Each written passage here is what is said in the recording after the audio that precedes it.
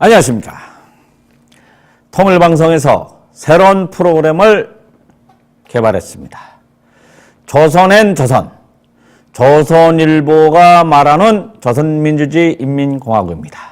이 조선일보는 대한민국의 수도 서울에 있고, 조선민주주의 인민공화국은 우리 군사분계선 위쪽이 지금 조선민주주의 인민공화국입니다. 그런데 재미있는 것은 이 조선일보도 사주를 비롯해가지고 이북 사람들이라고 해요. 결국은 이북 사람들이 이북 얘기를 하는 겁니다. 또 가만 지켜보면 조선일보가 가장 북한에 대해서 부정적으로 또 가장 신랄하게 비판하는 언론 매체이기도 합니다. 그래서 이번에 통일방송에서 재미있게도 조선일보가 말하는 조선민주주의 인민공화국, 조선엔 조선을 새로운 프로그램으로 이제 시작합니다. 그러면 오늘 9월 27일 과연 조선일보는 북한에 대해서 어떤 얘기를 했을까요? 그걸 하나하나 짚어보겠습니다. 자, 첫째, 오늘 조선일보에서는 14남북선언이라고 하죠. 노무현 정부 때 노무현 대통령이 평양에 가가지고 김정일 위원장을 만나가지고 체결한 그 선언문입니다. 여기에는 많은 조항이 이제 들어가 있지만 크게 보면 남과 북은 서로 싸우지 말고 평화롭고 화기애애하게 그냥 살아가자 하는 의미입니다. 이 날이 벌써 10년이 됐다고 그래요.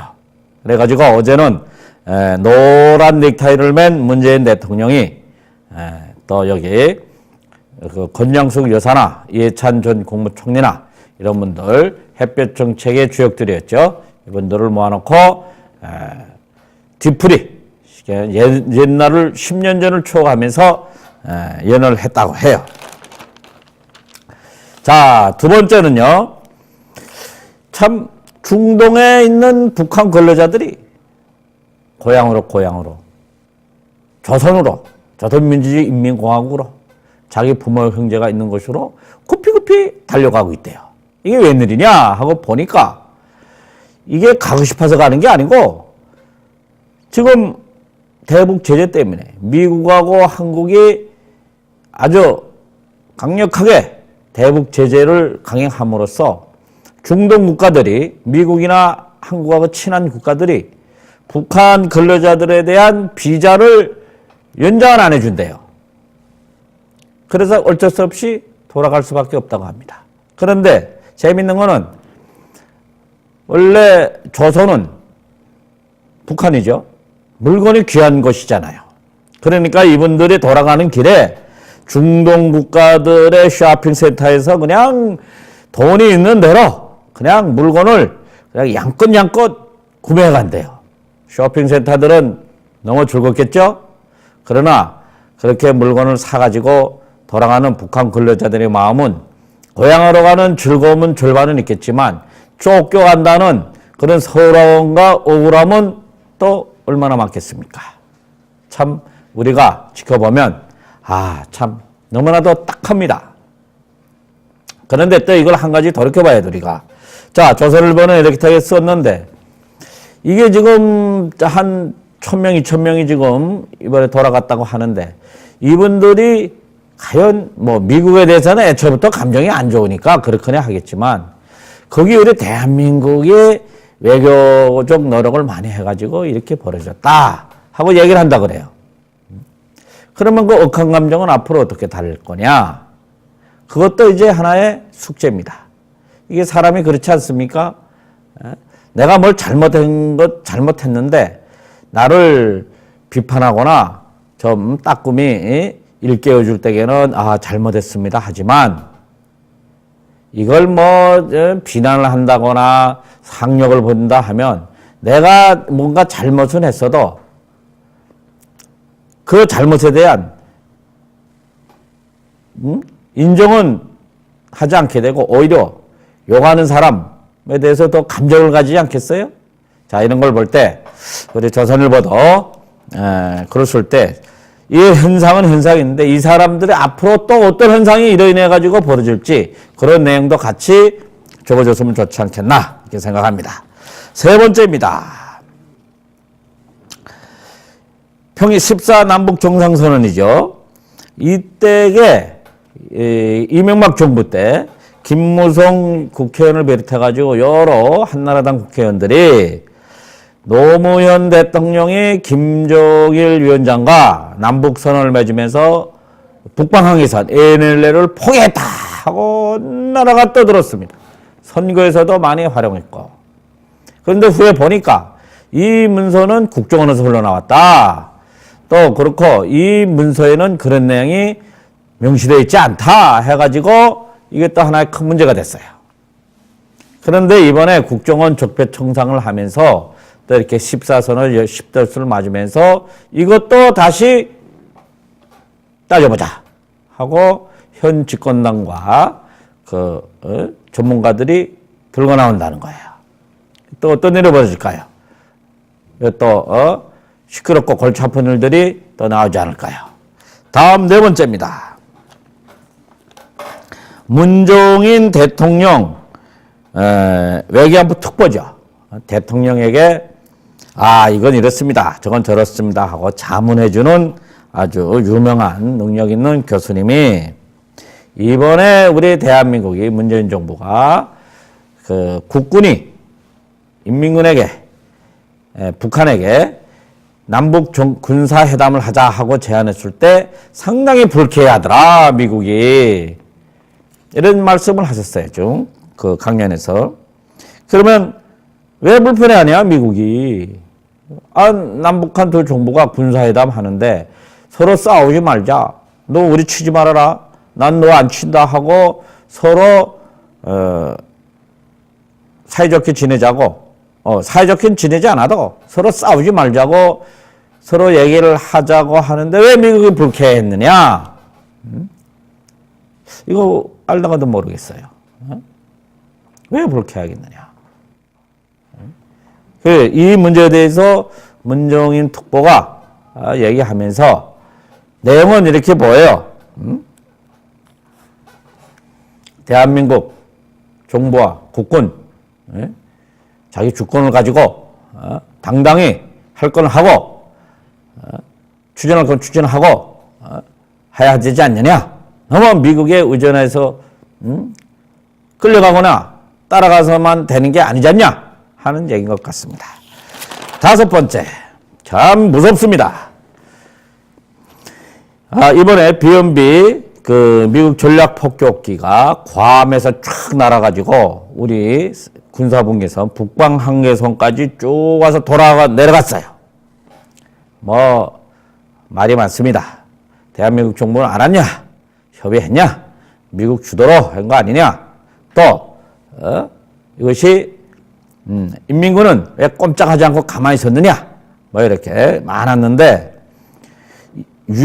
뉴욕에 있는 이영호 북한 외무상이 앞으로 미국 폭격기가 그렇게 오면 떨고 가겠다, 쏴버리겠다 이렇게 얘기했어요. 그러면 과연 북한이 이걸 쏴 떨고 쓸 기술이 있느냐? 내가 볼 땐 있어요. 북한의 대공 미사일 시스템이 아주 잘 갖춰져 있거든. 이게 왜 잘 갖춰져 있느냐? 북한은 모든 전쟁 준비에 6.25 때 너무나도 미국의 그 항공 제공권을 빼앗기고 있었기 때문에 그 대공권을 항공을 방어하기 위한 시스템을 많이 갖추고 있어요. 소련제, 러시아제 무기들이 상당히 들어와 있어요. 그리고 또 68년도에는 미군 정찰기 EC-121호를 영공에서 격추시킨 그런 경험도 가지고 있어요, 이게. 물론 그때도 전쟁은 한다 안 한다 아주 첨예했지만 이렇게 떨굴 수도 있다는 거.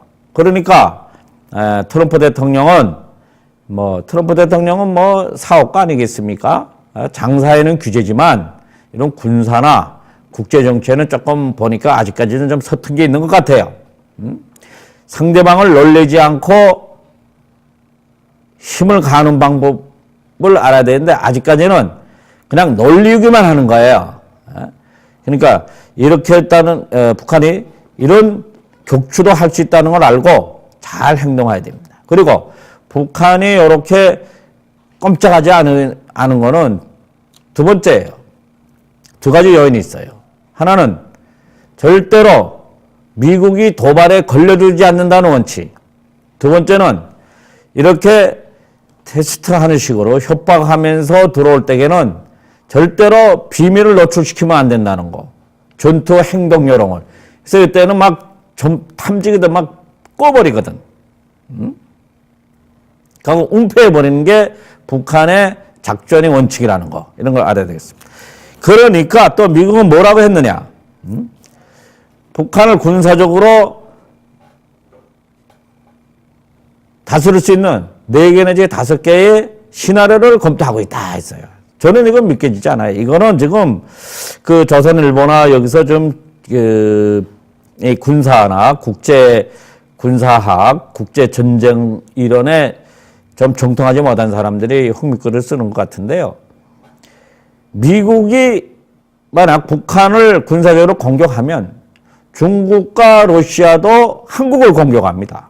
현재까지는 계약상 그렇게 돼 있어요. 국가 간. 서로 방위 조약이. 또 북한이나 중국이 한국을 군사적으로 공격하면 미국은 가차없이 또 중국도 공격하게 돼 있어요. 이렇게 현재 남북한을 두고 중북, 미, 이 세 개 나라가 체결한 군사 계약에 의하면 서로 상대방이 꼼짝도 못하게 군사행동을 못하게 돼 있어요. 그런데 군사행동을 할 수 있다. 3개, 4개 내지 5개의 시나리오를 검토하고 있다는 거는 이거는 우리 한반도에서 3차 세계대전도 발발시킬 수 있다는 거예요. 이게. 그러니까 그런 문제를 함부로 기사화해가지고 그냥 그렇게 할 수 있는가 보다 하고 생각하면 안 된다는 거예요. 이거는 하나의 흥미거리지 사실 한반도에서는 일어날 수 거의 없는 군사행동을 하는 미국이. 현 시대에는요. 다음 6번째. 우리 강경하 외교부 장관이 그전 클린턴 정부 때 국무장관은 올브라이트 국무장관을 만나가지고 남북 문제를 협의를 했다 그래요. 두 여자 거장들이죠. 그런데 이 올브라이트는 평양에 가가지고 김정일 위원장도 만났고 또 아리랑이라는 북한의 섹션 집단 체제라고 하죠. 매스게임.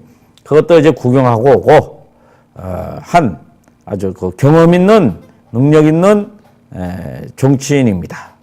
근데 이 정치인이 강경하 장관에게 어떤 얘기를 하고 어떤 조언을 했는지는 모르겠지만 어쨌든 한번 평양 가보라 그러지 않았겠습니까? 오히려 강경하 장관보다는 올브라이트가 대북 경험이 더 충분해 있는 걸로 보여요. 그래가지고 아마 강 장관이 올브라이트 전 장관에게 한 수 배워오지 않았을까? 그건 어떤 수를 배워왔을까? 그거는 참 두고 봐야 할 일이죠. 예, 오늘 이렇게 조선일보가 말하는 조선민주주의 인민공화국 첫 프로그램을 마치겠습니다. 감사합니다. 안녕히 계십시오.